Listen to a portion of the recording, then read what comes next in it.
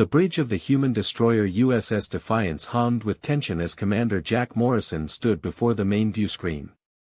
The Zelkari Imperial fleet had arrived, 12 massive warships. Each one the size of a small moon, their hulls gleaming with biometallic armor that pulsed with an eerie purple light.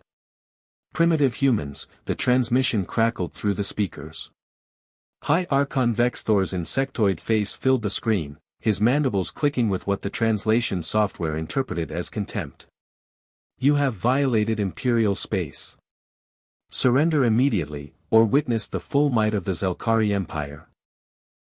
Morrison's XO, Lieutenant Rachel Hayes, glanced at her commander nervously.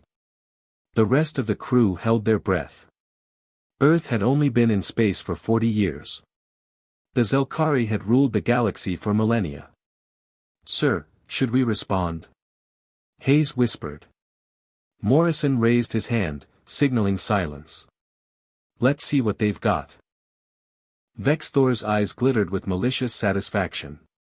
Since you refuse to respond, we shall demonstrate why all species bow before us. The view screen shifted to show empty space behind the human fleet. Reality itself seemed to tear open as a swirling vortex of darkness materialized. From within emerged something that made several crew members gasp, a ship unlike anything in the human databases.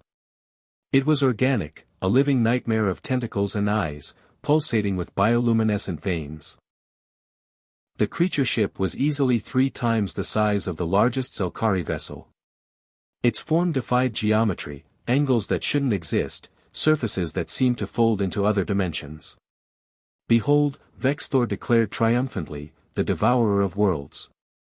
A cosmic horror we captured from the dark spaces between galaxies. We have enslaved it, broken its will, made it our weapon. Civilizations have gone extinct at the mere sight of it. Entire species have committed mass suicide rather than face what this creature represents. This is your final chance, surrender or be consumed. The bridge of the Defiance fell silent. Everyone stared at the monstrosity on screen. Its 100 eyes rotated independently, focusing on the human ships. A psychic scream echoed through space, picked up by the ship's sensors, a wail of ancient hunger and madness. Then someone started laughing. It was Ensign Tommy Rodriguez at the weapons station. His shoulders shook as he tried to suppress his laughter, but it burst out anyway. I'm sorry, sir, I'm so sorry, but, he pointed at the screen, barely able to speak. It's a space squid. The laughter was infectious. Within seconds, Lieutenant Hayes was covering her mouth, her eyes watering. Chief Engineer Marcus Webb at the rear of the bridge let out a snort. Even Morrison felt his lips twitching. Ensign, control yourself. Morrison barked, but there was no heat in it. Sir, with all due respect, Rodriguez gasped between laughs, they're threatening us with calamari. The entire bridge erupted.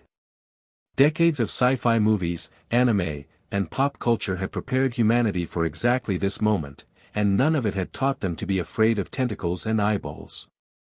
Oh my God, Hayes wheezed, it's like someone watched every Earth B-movie and made a greatest hits compilation. Vexthor's face reappeared on screen, his mandibles frozen in confusion. You laugh. You dare mock the devourer. Every species we have shown this to has. Has what? Morrison interrupted, wiping tears from his eyes. Freaked out. Yeah, well, we're not every species. He gestured to Rodriguez. Put me through to the entire Zelkari fleet. Morrison's face now broadcast to all 12 Zelkari warships and their flagship. He cleared his throat, composing himself with visible effort. High Archon, let me explain something about humans.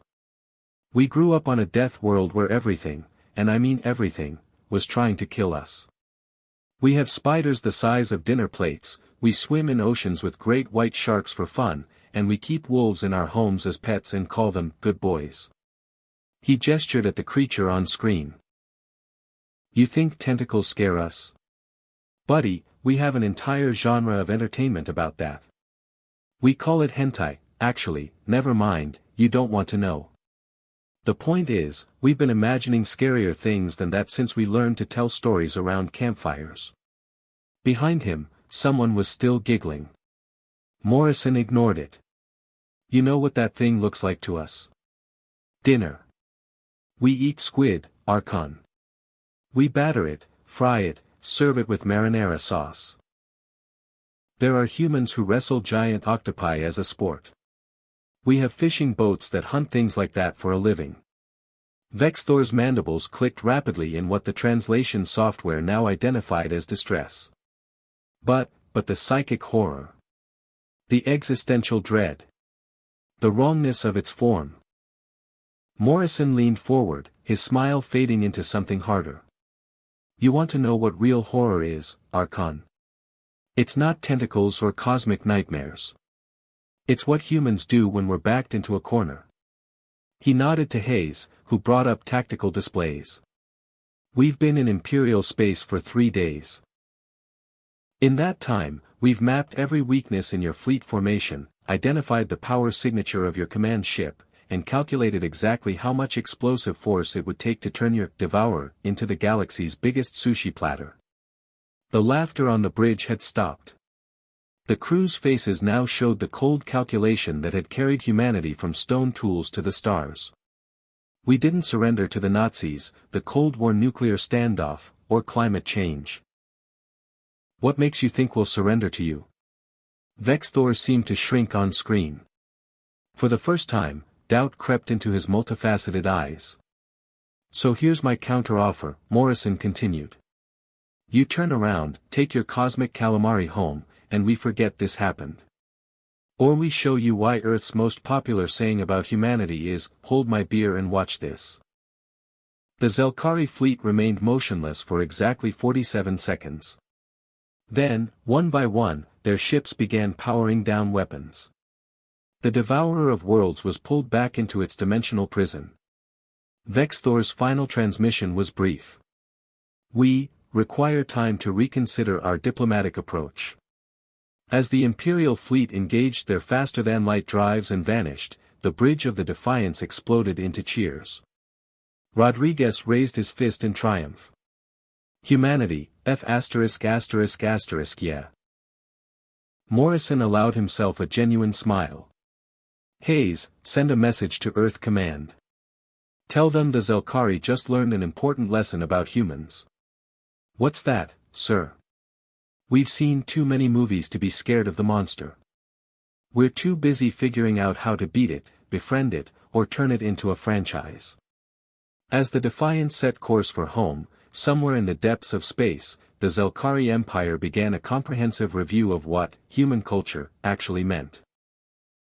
They would discover horror films, kaiju battles, alien invasion movies where humanity always won, and countless stories of ordinary people facing impossible odds.